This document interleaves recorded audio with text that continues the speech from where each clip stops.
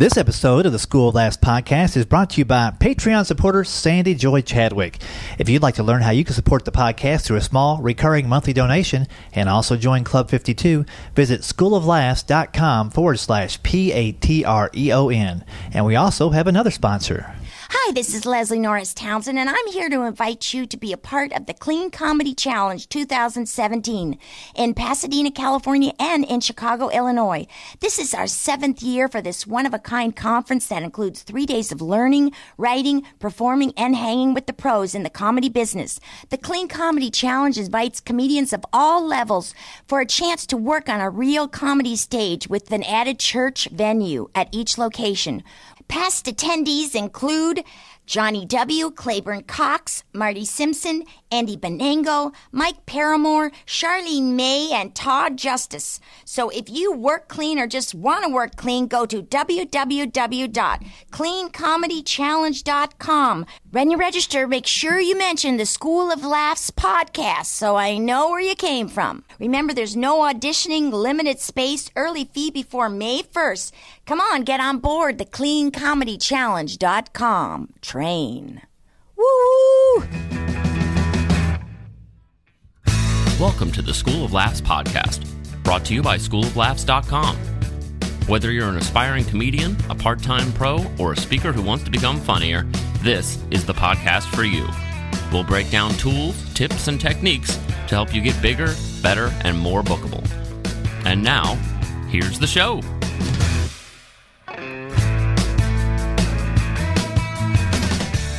Well, welcome to the podcast. Thanks again to our sponsors, Sandy Joy Chadwick, through Patreon and the Clean Comedy Challenge. Make sure you check out the Clean Comedy Challenge, a couple of different locations, and definitely worth your investment. Hey, a couple of quick announcements for me before I get into the interview today with Funny Business Agency, an agency up in Grand Rapids, Michigan that I've been getting work from and working for since 1992. How about that? And they're still in business because they do things the right way. They're good guys, and I got to visit the home headquarters in Grand Rapids and talk to Jamison Yoder about how business is running today compared to how it was back in the day and how they handle coordinating all the comics and all the different things when they do the LaughFest festival up in Grand Rapids in conjunction with Gilda's Club. So pretty cool episode, and I know you're going to get a lot of information straight from the horse's mouth on how they go about finding comics, booking comics, and what they expect from the comics that they put on their shows. Just the announcements I have are May 13th. I've got the Business of Comedy class coming up in Nashville, Tennessee, actually just outside in Hermitage at the headquarters for School of Laughs. That's going on May 13th from 1 to 4 p.m., and it's a business comedy seminar. You're going to walk out there knowing everything I know about the comedy business, and you'll get it in just 3 hours. If you sign up for that, it's only $99, and that'll save your spot. Spaces are limited. I've got 3 reserved right now. I have 2 more spaces left, so if you want to get in on that class, email me at schooloflaughs@gmail.com so I know you're serious about it, and I'll communicate back with you and get you signed up. And lastly, I don't know how much I talk about it on the show, but I am the president of the Christian Comedy Association. And this year we have our annual conference in Mount Juliet, Tennessee, just outside of Nashville. It's June 4th, 5th, and 6th. You've heard a lot of the CCA comics here on the podcast: Brian Bates, Johnny W., Leslie Townsend Norris, Darren Streblow, just to name a few, Derek Michael Tennant. Tons of comics that have been on the show are part of the CCA. And if you're a Christian and a comedian and maybe you want to know how to tie those things together a little more tightly and do shows that have a bigger impact, this is a great conference. And you can email me at christiancomedyassociation@gmail.com if you want to find out more about that. But I'd be happy to clue you in. You can check out the christiancomedyassociation.com and check out the website and look at the all the breakout sessions. We've got some really great stuff going on. And I'd be remiss if I did not mention that to you guys. All right, let's get right into this week's episode with Jamison Yoder of the Funny Business Agency in Grand Rapids, Michigan.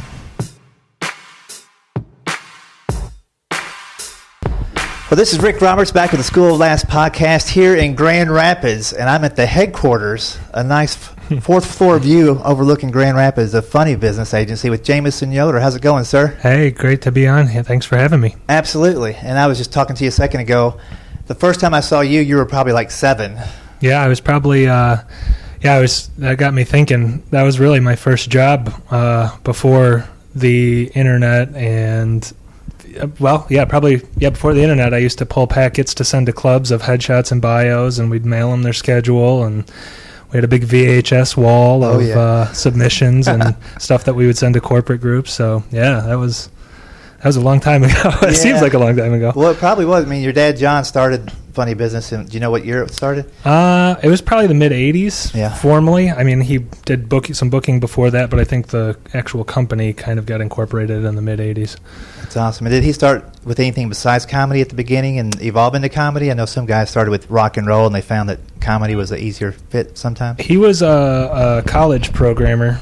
He went to school out here at Grand Valley before it was Grand Valley, and then got into film, actually. So he ran like an art house cinema, and then from there they started booking comedy at clubs and started one of the first people to kind of route comedy through the Midwest, and that's cool. Went from there. So I didn't know that about him. So he's a film buff?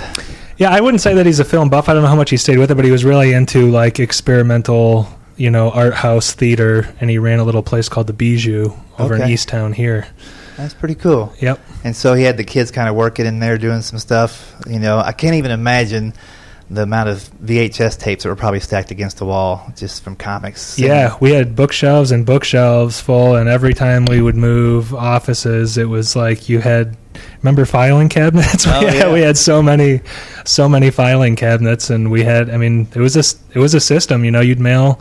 Now we just click a button and we send the schedule out to the clubs, and now it's all electronic. But yeah, we would pull, and then if there'd be a change, we'd have to mail out a new headshot and a new bio, and we would Xerox all the bios and have comics send us 36 headshots or whatever. Yep. I remember stopping by the office, probably the time that I saw you. And John's like, go in there and just check your bio and, pull out your folder. Yeah. I pulled out pictures of like my very first headshot. I'm like, we got to toss this. And every time I drove through, I'd bring some, VHS tape. Because it was $3.85 per tape to mail out back then. Like, unless you shipped a whole box and got some kind of mail, what they call it, book rate or something. Yeah. But you could scam that back in the day. But they're pretty tight on the book rate now. Yeah. Yeah, you'd have to. Yeah, the videos. Yeah, we would say it was so funny thinking back on it now, because you'd have 10 minutes on a whole VHS tape, and that was like your reel, so to speak. Literally. I guess. Yeah, that was the whole 9 yards. And did he ever make you watch comics? I probably did some on my own, just to like kind of. He wasn't. It was never a hard pressure like you're gonna get into this business, and this is what you've got to do. It was more like, if you want to try this, you can, and get into it. But yeah, I watched some tapes, and even when I kind of started formally, we were kind of at the tail end of getting out of that and then getting into like DVDs then, because we used to get, when I started, we would still get DVD submissions. Right. Man, that's a lot. This is the one thing I'm glad I never did was like book shows. It's like looking through all that. Plus, you've got to know the different styles of the comics, so you book the show right, so it builds. There's a million little things that go into it, plus who's available and who's routed. Right. So you guys, and I remember, was it Mark? Was there a guy named Mark? Yep. Yeah. There's two Marks, actually. He's been gone for a while, the one I was probably thinking of. Yep, probably Mark Colo. Yeah, Mark Colo. Yep. And so I would usually interact with him, and he was really cool, and I remember him coming in, and I'll just bring my little calendar, and he'd say, what do you got open? Let me see what I can do for you. Yep. And he was real generous and real nice guy. Yep. But he also, just sitting there talking to him there for like 20 minutes, the phone must have rang like 80 times. Yeah, well, that's all there was then. There was like... No email at the beginning. Right. So I just can't imagine how difficult that was. And there's new difficulties, I'm sure. Everything changes in a way. Well, now you're accessible to everyone. I guess you had the phone, you could screen a call, but now it's email is just like out of control, And what is your just average email intake a day look like? Is it... Well, I don't. We make Alicia deal with all that. That's right. So you've got a gatekeeper. We've got a gatekeeper now. How many trickle through? Yeah, I don't know. We've kind of got the wheelhouse. It's probably in the hundreds, and I don't know. Her volume's probably the highest. Or we kind of all get submissions, and we kind of have our silos that we kind of. You should look at this. You look at this. You deal with this. Is this person ready to move here? So. It gets a little more. There's a little more of a system, right? And Alicia handles all the contracts as well, and she's in charge of mailing those out and making sure the comics get them back. Yep. She tracks. She's she's great about that. Yep, she does. Well, she'll generate the contracts and send them out, make sure they get back, and same thing with on the comic side. You probably dealt with her. And yeah, she's great. And again, I remember in the old days actually having to get the thing mailed to me. The Yeah. itinerary with the run, if we're going to do 5 nights. All the little lake towns in Right. Michigan during the summer, Muskegon, and then up to Traverse City and all around. Then the radio that would go with it. Yep. You had all that in advance. So much paper. It was a ton of paper, but when I was like a new comic in the early mid '90s, I was like, "Oh, this is official, man! They printed this stuff out. Yeah, the gig's gonna happen." Yeah, we used to have I remember we used to have a postage machine, and so we would have the thing where you'd slide the envelope right through it, put the digital postage on it, like right there, and stamp it. It would even seal the envelope, like it had a little sponge on it, so you'd slide those through to like mail everything out. It was like its own. Yeah, we were our own little post office there. Yeah, just jamming. It's not now. You're not the only kid that ended up working in the business, right? Correct. I'm the oldest, and I was the first. And then, Eric, the middle, our middle brother, came on and does a lot of the club stuff. And then Michael, who is the youngest brother, is also here now and does colleges mostly and some of our marketing stuff. And we've got Alicia, who does our administrative stuff, and then we have 2 other guys that do outside corporate sales for us. That's a lot of moving parts, isn't it? Yeah. That's awesome. And then how?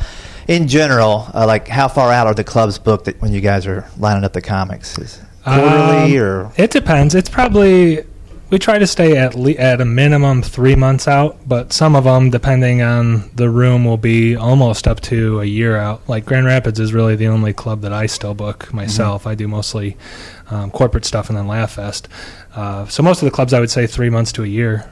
That's great. And the club here in the Bob has been going on for how long? I think since 91. Has it really been that long? Yeah, because there was a time the Comedy Den was here. That's where I used to work. That was out in Cascade, and there was a brief overlap of time, I think maybe a couple years where they were both going at the same time, and then that went out, and then Grins has been the one. Yeah, the Comedy Den was a cool place. Yeah. There used to be like a skating rink or something, I think, before. Yeah, it was like a big warehouse kind of a space. It might have been like indoor baseball or something. It could have been. Because then after the club went out there, they turned it into a place called Maze Craze, where they built a huge indoor maze, and so that used to be like a teen hangout kind of a thing there. They could have combined the two concepts. And I know, they totally should have. Yeah, right. The comedian's like, where's my audience? They've got to find you. Doing his set alone in the middle. That'd be great, man. Yeah, that club was very interesting. I got to work with a lot of good comics there. Bobcat Goldthwait, and man, there was a bunch of. Everybody was booked, and you guys still book a lot of the top names here at the Bob, right? Yeah. This is they're a good room. They still do. They're probably a room. Yeah, I would say so. And let me ask you really quickly before I get into some specifics for new comics listening. Sure. How long ago did you guys partner with the Gilda's Club and put the LaughFest together? And how did that all evolve? Who made the first step? I think 2011 was the first year, and Gilda's Club of Grand Rapids is the one that puts it on, and they had a big vision for they're one of the busiest and largest Gilda's clubs in the country, and it was their 10-year anniversary, and so they wanted to do something big, and they came up with the idea of doing this 10-day festival, which is pretty crazy to think about, especially in this size market. That's what always blew me away. It was bold, for sure. But to their credit, they had the vision for it, and they laid all the groundwork of getting the community on board, the sponsors on board. So I think we kind of got together with them through booking Dr. Grins and knowing that. And then there was another guy that kind of helped book the first year, and then we took it over from the second year on through today and we'll start to work on next year soon. And it's been it's just been a great partnership. We're certainly honored and humbled to be able to be a part of all of the important work that they do. Oh yeah. Absolutely. And it's just been great for comedy in the city too. It's really raised the profile. It's a huge annual event in the community, and everyone looks forward to it. They get great talent. They treat the talent right. They really do it right. And how many, just for people who haven't heard of the LaughFest here in Grand Rapids, give them an idea of how many shows you put on and what types of shows. Because what I liked about it is you had something for everybody. Yeah, they do everything. They've got the 2,400 seat theater in here, DeVos Hall, so they do shows there, everything. And then down to this year we did shows in a 60-seat room called Dog Story Theater, and then there's literally everything in between. There's in the hundreds of events, and that ranges from free programming, community stuff to ticketed shows. And they've got stuff they're very intentional about programming, having different ticket prices, having a good diversity in the lineup in terms of styles. So you've got clean comedy showcase, which is probably what you did, and then they do a dirty show, and it really runs the gamut. There literally is something for everyone. Yeah, no, I enjoyed it. I was on that clean comedy showcase, which was, I think, sponsored by like Bissell. Yeah, right. Which I just love the whole idea of I know, this little room, cleaning right? up the act here, and taking care of the popcorn on the floor, and cleaning the comedy up at the same time. But like that week, you had like that little hangout room for the comics and stuff, and I'm sitting there, and this is how like dumb I am. I'm sitting there. These guys are playing table tennis, ping pong, and I'm like, that guy looks like Judah Freelander. I want to be the Judah Freelander impersonator, And then I look up, and he's on the bill later on somewhere that night, Right. I'm like, oh, okay, this is a legit play. This is a legit thing going on here. Yep. And maybe Sinbad was in that week, and somebody else. Like, it just was the lineup every night. There was somebody you'd heard, and then there was guys like me doing the clean comedy showcase, and that was a fun. I think we had 2 groups of 4 comics doing that. Yeah, there's usually 8 comics on that. So, there's those showcases, which I actually are the most fun for me because it's either a lot of people I kind of know or want to see or get to know, or that we work with, on more of a regular basis, and for corporate stuff or club stuff. And then, you've got the bigger name shows, of course, too. And you also accommodate like new comics. There's like a new comic showcase. Yep, they do showcases. Yep, so they do those on off nights, and this year actually we did most of them on the weekends. But that's good. Yep, you can get up there, and they are pretty good about accepting. There's a place for everybody. And if somebody's listening, like, man, I've never been to a festival at all. Like, what's the process for them to get on your radar for that? So it's a combination. Some of the booked shows and the ticketed shows are kind of invitation, and we kind of keep an eye on people throughout the year. We get recommendations from other comics. They're people that we've kind of watched, their career the last year or whatever. And then there's kind of the submission level stuff where anyone can literally submit, and it's akin to other festivals where you submit how often do you do comedy? Where would you place yourself from a first timer to a host to a feature to a headliner? You submit a video link, and gotcha. And then those kind of get grouped into the other showcases. Cool. So there's opportunity for everybody, and if you want to do it, I encourage you to do it. It's great, and they've started doing some stuff the last couple of years where they do some networking events and stuff, and they've got some panels, and so there's more of that, some more value there for the comics that are traveling in for those shows. Yeah, and also talk about the volunteer aspect, because I think a lot of comics miss the idea, like if you can't get into the showcase, you could volunteer and help, and also have tickets to any show that's not fully sold out, right? The way they've kind of done it. They do. Most of the volunteer stuff is actually local. Is a lot of local because they do like volunteer training and stuff. But you can volunteer to help out, and like you said, you can probably request like your top 3 shows. Like I want to volunteer for this show or whatever. But there's a lot of ways to get involved. If you don't if you're actually not performing and you just want to volunteer and check it out. That's pretty cool. Yeah, I was really impressed with the way the whole thing ran, from checking into the hotel all the way through the courtesy room to the shows, the attendance, and just the way that Gilda's house folks, Gilda's club folks interacted. I credit with them. The back end we do. We partner with them pretty closely for the booking part, but a lot of the logistical stuff and getting the community involved and everything else that it takes on the back end. I can't even imagine. We probably only see, we scratch the surface of what's involved in the back end of making that happen. That's right. So they even I credit them. Send people to pick you up at the airport. Like they won't take a tip. Like, this is what I'm doing. This is what you cannot tip me. Yeah, they got the volunteer drivers, and they got the car dealership in town donates some luxury vehicles for the week, which is great because you can get picked up in a Jag or whatever, and you've got somebody that comes and meets you there. That's pretty sweet. Yeah, that's awesome. Well, I want to talk to you a little bit about just kind of getting in with an agency. A lot of comics that listen are in their early years. We've got it all the way across the spectrum, but a majority of my listeners are probably 1 or 2 years into it, maybe 3, and they're starting to build up their time. They're getting more consistent with their sets. At what point should they even consider approaching an agency, whether it's yours or anybody else's? And how should they go about it? I know every agency maybe has a different process, but just some general guidelines for them. I'll say for us, the best way to get in with us in general is to have another comic or several comics that will vouch for you and say, hey, I've seen this guy or girl, or I've worked with them, or keep an eye on this person. When another comic that is somebody we already work with and trust will vouch for you, that is probably the number one best way to get in with us.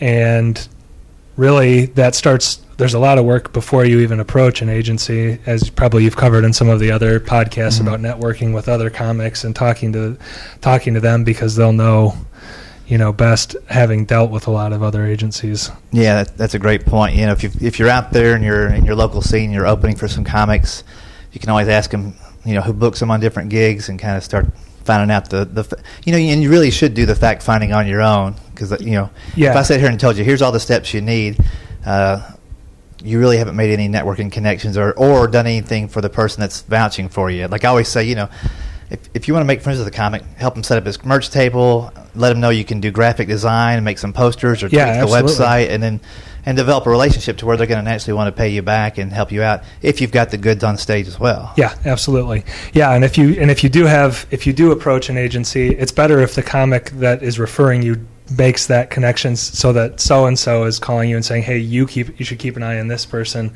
rather than you contacting the agency and then saying, hey, this person will vouch for me, because that just makes another step for us, one. And two, sometimes even if we do follow up on that, then that person's like, no, man, I just saw, make sure that you vetted your own reference, That's happened to me a couple of times where somebody has called me and said, hey, I got in touch with that agency you told me about, and they said that you never talked to them. Like, I just told you about an agency. I didn't say I was going to call up and lay my life down on the railroad tracks to stop the train for you. Yep. So yeah, there's a lot of that going into it. I always say too, the club, just if we look at it just from a club angle, the club doesn't know who you are unless you come there and support the club and hang out a little bit afterwards and kind of get in the system that way too. You just can't expect to show up and demand some stage time. Yeah, absolutely. And again, if you are doing some of that stuff within the local scene, a lot of those guys end up, it'll vary scene by scene, but yeah, a lot of those guys will kind of have an idea of how that works and the best way to get some stage time at that club. And then I would say, if and when you're ready to actually try to reach out to an agency, either on your own or if you get that reference, presentation's a big thing in professionalism. I mean, we get people that just email us like, hey, I'm ready to do comedy, and then they just send a link and then there's nothing else in the email. Or like, we get people that call us still and they're like, hey, I'm really funny, I need an agent. Yeah. And it's like, you just detest, that clearly you do not. Right. That's right. Reminds me that I teach these comedy classes in Nashville and writing and performing all this stuff. Yep. And I remember this guy came in, he was wearing, remember those jam pants? Adult pajamas, basically, and it had cows all over him, and he had a tank top on. And he just walked right in and goes, okay, I'm going to take your daggone class, but just tell me, who do I need to call to get representation? That was the first thing he said to me. And I said, don't even take my class, because you're so far beyond. I can't fix you. Right. Yeah. But it is a lot about just, being professional. Now, when it comes to comics, say you hear about people, you like them, and you want to book them, what are some things that make it easy to book comics and actually, present to the different clubs, that you guys book, or different corporate gigs? What are they looking for? The number one thing is video. I think a strong video clip where it's good quality. Ideally, the audience is mic'd, or you can at least hear the audience, so you're not just performing in a vacuum on stage. You don't have your friend holding it and it's shaking all over the place. So I'd say the total package would be the video clip, some credits, somewhere where you can see that they're actually performing on a regular basis. It's tough if you go, well, if you don't even have a website, that's another thing. I mean, a website, having some kind of a presence, it's tough. Facebook's tough. I recommend just having a site if you're at that point. I mean, if you're really ready to, I would say if you're even at a feature level, if you're working consistently, it's good to have a good clip up there and a calendar that at least says, hey, I'm doing a lot of dates. So it doesn't look like I'm just doing this. I do one bar show a month or whatever. Right. I mean, lend some credibility to yourself that way. And at that point, too, a nice clean headshot, color. Yep. Nice. Yep. Yeah, headshot's good, and bio to some extent. I don't know that it really people put too much. I mean, it matters more. Maybe even credits probably matter more than a bio, but still good to have in the toolkit. It's a part of the press kit for sure. Uh-huh. And let's say this is just for my own knowledge as much as anybody else. Say a company called you up and said, "Hey, we're looking for a comedian in this kind of price range, this kind of style or whatever." How many clips do you send them to look at initially? Because I know it could be, you can't just say, here's everybody, right? So you kind of narrow it down a little bit based on their request? Yeah, we do. Budget's usually a big thing. We try to qualify when companies come to us. I've got a pretty standard list of how's your event going to run, what's your group like, what's kind of the event format, what kind have you had, who have you had before if you've done this before, what kind of, is there a specific kind of comedy, do you just want ideas? So yeah, we try to get a pretty good sense, and then I would say then we would narrow down based on what we feel is a good fit from those responses. Here are some good comics. And I would say, if you've got late night clips, that's great, but I would try to limit it to, even one good 3 to 7 minute clip is pretty good. And then some people will want more than that. Mm-hmm. Some won't, but definitely I don't think you really need more than 2 unless you're doing something wildly different. Like if you have like a specific music set, or you do, or stand up, or you have a hosting reel. Right. So unless you've got a different skill set, then it's good to have maybe a separate reel that would highlight each of those things that you're capable of doing. Gotcha. And 3 to 7 minutes is pretty doable for people to sit there and watch, a handful of comics. And yeah, if people get real, nobody, I think you probably want to avoid sending a full set just because it's so two-dimensional to have to watch. Nobody's going to watch an hour of your set anyways. So a couple of good clips that are cut well will do justice. And if they really need something more, then I tell them just go see them. Right. And I think of how many comics haven't watched their own hour set. Yeah, I know. It's hard to get them to watch their own 5-minute set sometimes. I think probably 90% of the comics have never sat there and watched their whole video. Even after they produced a DVD and edited it, they're like, I'm done with that and moving on. Yeah. I talk to people where I try to get them to get a reel. Like there's a couple people that we work with where I'm like, you really need to redo. And there are people that I like to work with. So I'm like, you really need to redo your reel. And some of them even have late night credits, and it's great. Like those are great to kind of establish some credibility. But really, corporate buyers care about that to a lesser extent, I find. Mm-hmm. If you can show that you are doing stuff in their environment, if you can get a good video, in a ballroom and you're in their home turf, that goes a lot further, I think, than even a late night set sometimes. Yeah, I was thinking about that the other day, actually. Like, it'd be nice to show them that you've done some late night. You can show some logos. It's nice for the instant credibility. Like, hey, you did a set. It was pretty recent. It wasn't 20 years. Especially, don't show me your 20-year ago set where if Johnny Carson's introducing it, that's great. It's too old. Don't use it. Toss it out. Or put it in like a best of reel or something. Yeah. Or just, I can imagine just a few quick glimpses at it in the intro. Exactly. Yep. In the background where you got your name, and keep that real short, I'm sure, and just get right into it. But yeah, show them you can work in their home turf is the best way to go. And current video. if it's obvious that you're working in a different decade, just toss that out. It's not even. And I think the material would sometimes reflect that. Yeah, absolutely. How about this Jeffrey Dahmer? Right. What's the deal with VHS tapes? Yeah, I know. Yeah, it's amazing how many headliners just would keep that last 10-minute bits because they worked 10 years on it. But the topic was 10 years ago, and they launch into their Crocodile Dundee bit or their whatever that guy was. Yeah, right. Remember those? Everybody Crocodile had one Hunter, of those Crocodile Hunter bits, man. And there's what is the Steve bit Irwin, now? Is that the guy? Yeah, that's what. Yeah. Is there a bit now that you see way too much of? Just, because you probably watch enough more video than I do. It's really the. I don't know that there's.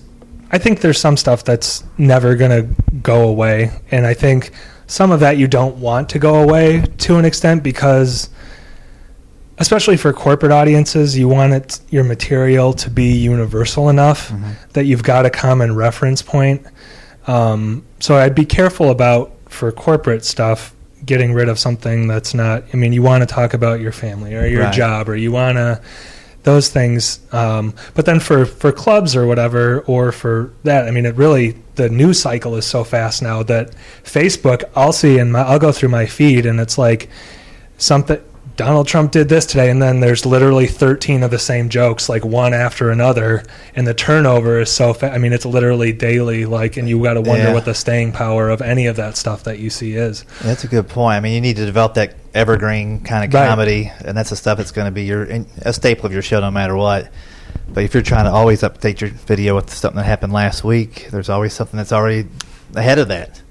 Yeah, the cycle is so fast for stuff that you're working on. So yeah, I think to your point, the evergreen stuff is good, especially for corporate stuff. So and anything you can do to show them that you can personalize material a little bit usually goes a long way. So something in there, kind of in their setting, and then something that, if there's anything, they really like that quite a bit. If you can show that you spent a few minutes like learning some background about their company, or you're going to throw to Steve in accounting over there. It sounds so cheesy and hacky probably to people that think of comedy as just an art form, which is a whole nother discussion or whatever. Yeah. But really, that for corporate stuff, that's gold. They like that because they're not coming there to see you anyways. You're going to them. Right. So that's a big mindset switch I think people need to understand when you move from the clubs to the corporate is, in the club environment, you mentally think they came there to see you, but in the corporate environment... Right. Well, even if most of the time they probably didn't. Yeah, in fact. But you got to play that game at least. Yes. But when you get to the corporate event, it's really about serving them and fulfilling their needs and expectations, head on. And then if you do a great job with that, they'll remember you afterwards. But the more you make it about them, if requested, the better. Yes, absolutely. And I would say even if you just offer, if that's in your skill set, and you offer that, I mean, that goes a long way, even if they don't take you up on it, to know that you can do it, or even if you just do it anyways. If you spend 5 minutes on their website before you go perform and have a couple of opening jokes about it or something, I mean, that goes a long way even. Yeah, and one thing I'll just throw in there while we're talking about it is sometimes you interact with the corporate client or with the contact person, but you really never meet them until you get there. I always look on LinkedIn and see if I can connect with them a couple of weeks before the event, and then I can kind of get familiar with them and see if we have any common they're a Kentucky Wildcat fan, I'm a Kentucky Wildcat fan. Yeah. And so you have a little bit more of a bonding thing when you get in there instead of, hey, I'm the comedian here, where should I go? Yeah, definitely. And I think the more you can do to build that rapport, I mean, we do for corporate stuff and for college stuff to an extent too. For the people that we work with directly, we advance the show a couple weeks in advance, and so we put, we've handled most of the contract and all that stuff with us way ahead of time. So then the show rolls around 6 months later.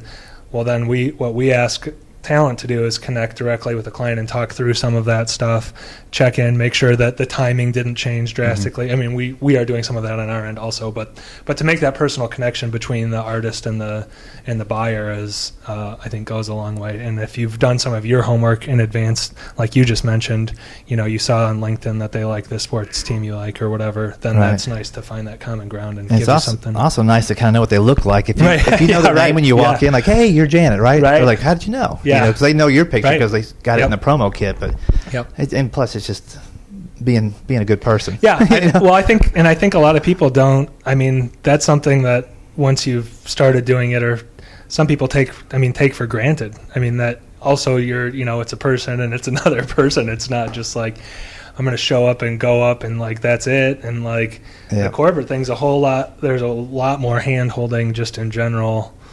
Involved on our side, and I mean, if you're working with an agency, or if you're working directly with clients too, I mean, it's a whole different ball game than like the difference between us booking clubs is we just put in whoever we want. But for corporate, you've gone through a whole thing where they want to look. You're sending them however many different ideas, and they're making a selection, and there's a lot more back and forth. There is, and I always maybe think the comics kind of forget the fact that you're not just representing yourself when you're doing that, but the way you handle yourself will determine whether Funny Business books that event next year.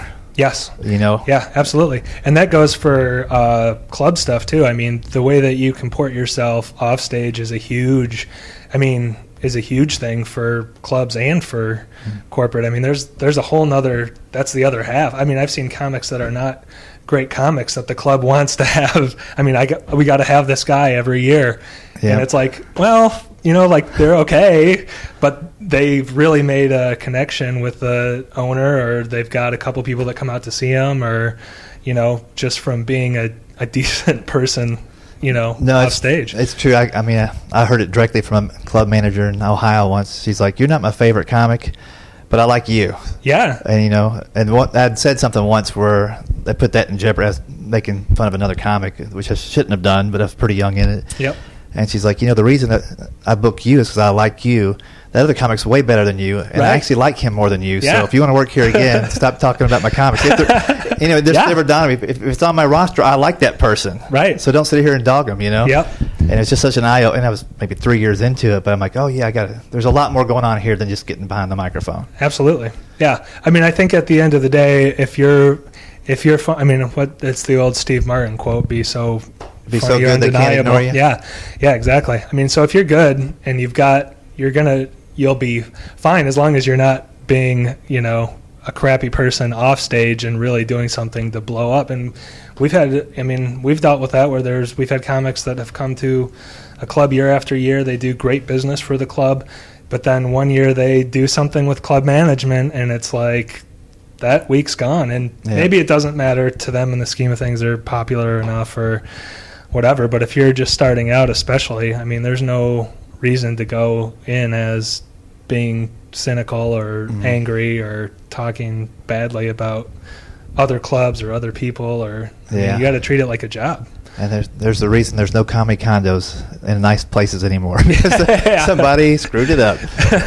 I could ask you maybe after we turn off the microphones to name a couple of, or you don't have to name the names, but some stories of when you guys did have comedy condos or the clubs you booked had them, and some comics that just came in. I'm sure you would get some phone calls occasionally on Monday or maybe even Sunday morning when they go in to clean it up and go, that guy was funny, but this is what happened. I don't think in my time, which has been 11 years, I don't think that there's been a room that we booked that had a condo. Maybe one. So there have been hotel stories about somebody people have wanted to switch rooms. People have, the most egregious one, and I won't name a name, was there was a guy who didn't like the hotel. It was a fine hotel, but he wanted something better. So he left the hotel, and what he ended up doing was getting a bunch of lunch meat, putting it around the room, and then turning the heat up the room, and then just checking out of the hotel. So nothing too bad like a band where they trashed the room or something like that. But that was pretty you blew up that. You blew that up. We're not going to work with you again. And he actually had an agent at the time, and the agent was like, I don't want to deal with that. Wow. So some poor schmuck walked in that room. Yeah. It was a subway. So it was a dead body in there or something. What's going on in here? Yeah. Well, that's the nicest explained story I've heard on that front. Yeah. There's some that go Oh, yeah. I know. Worse. Yeah. Well, that's good. Well, that's a testament to the kind of guys you book. And, you guys are doing your front-end research and due diligence before you put people in front of your audiences. And for sure. And the people that you can rely on, I mean, are going to get the work first and rely on not only being funny on stage, but also ease of communication. I mean, communication's a huge thing, how quickly you respond to stuff, how well people like you, other comics like you, how well clubs like you, how well corporate buyers like you. I mean, it's a whole web. It's not just you working in a vacuum. It's a lot of moving pieces. And let me ask you about this, and there's no right answer to this, but being a comic now, you're not just working on your set, you're working on your website, you're being in social media and gaining followers and all those things. Like, how much emphasis do you think comics should put on developing that following on social media versus spending time on their act? I mean, everything considered, the act has to be the most important thing, but really close behind it, have to assume, having enough followers, or maybe there's two comics that want to work at Dr. Grant's. You like them both the same, but one has 100,000 Twitter followers, the other has zero social media presence. Does that play into it does a little bit, and it really depends what level you're at. To your point, if you're talking to people that are just starting out, that doesn't matter, and I think that'll organically build over time. I think that you should be somewhat active. Like, you shouldn't not be on there. You should have some show that you're on there. You should promote shows that you're on. I mean, you should at the very least, if the club's posting about your week coming up, or we're excited to have you on whatever social media platform is, at the very least, you should be interacting with that, either retweeting it or reposting it or commenting that, you're excited about your week there, and at least sharing in some of that promotion, whether you have 100 followers or 1,000, that at least demonstrates, to the club and the bookers, hey, they're invested in their week there and they give a crap about it, and it's not just like, no, just you're another not week on the calendar. Right? Yeah, exactly. And then I guess as we wrap up, any advice you give anybody in general in comedy that they may not be thinking of from the agency's perspective? I would say professionalism is probably the best. I mean, that's professionalism and communication, how quickly you respond to things, how you deal with people, whether if you've got a hot head or you're, easy to work with. I would say just professionalism, knowing that we can count on you. You're not going to miss a show, sleep through a show. You're not going to blow out a week you're not going to cancel your date a week from the show for a stupid, not really what I would consider a valid reason. So any of those, just realizing that it's a business and it's a relationship. So having some value in the relationship with the booker, and also asking, if you have questions, ask. It's not, I don't think anybody's everyone's busy, and it's hard to respond to every request for work. We get, here's my veils, here are my veils, why can't I get back in this? Why can't I there's no human way to respond. Everyone's doing their best, but there's no human way to respond to the volume. But also, if you can have a conversation, or you ask hey, how often how frequently should I check in, or hey, what could I do to do some more of that stuff, and be open to some honest feedback. I think that is a different conversation than just sending your veils every week too. And that's a nice way to show that you actually care about getting in, and care about, having that relationship, as opposed to just how come I'm not getting work, or how come I can't get back in this room, or how come so-and-so is not responding. I mean, coming at it from another angle of hey, I feel like I've tried this, and, a softer side of just being bitter about it, I think that's really helpful. That's good to hear, and I think every comic out there needs to occasionally take an honest inventory of where they're at, not only with their comedy, but with the professional side of it, and look, search yourself out on the web as if you were a buyer or a club booker, and see what you've got going on. If it doesn't look like the quality of stuff that you see people getting booked with then it's time to step up that part of it, I'm sure. Yeah, and that's a continual thing. I mean, it is. Even I was kind of dogging on bios earlier, that they're not really important or whatever, but the flip side of that is, if you go read somebody's bio and then their last credit in their bios from 2009, I mean, that's a red flag, hey, they're not keeping up with, or their last video on YouTube is from 5 years ago. Right. I mean, you need to keep refreshing what you've got out there, because it matters. And even if a booker doesn't reply to your email, they may go look you up, and then you're and then they see, they haven't done a date in 5 years. They have a video that's 7 years old. Right. They have a bio that's 2 sentences, or they have whatever. If you see that, then that's you're going to the bottom of the pile. I mean, so you really do need to keep up what your online presence is. It matters. Absolutely. Well, I think everybody listening has at least one or two things to go tweak today, which is the whole purpose of the podcast. Jameson, thanks a lot for working me into your schedule. I appreciate you having me on. It's an honor. And now I see you've got kids' pictures on your desk, so man, are you going to get them in the business, you think? I don't know. No hard pressure, but if they want to, my oldest daughter's pretty organized, so if she wanted to, I wouldn't be opposed. No file cabinets, though. No more file cabinets, no more VHS tapes. That's right. It'll be a whole new world by the time she gets old enough. Yeah, I know. You'll be booking holograms. I know. Gosh, I know. I've seen some of that. It's right around the corner. Out there. Yep. Hey, thanks again. Thank you.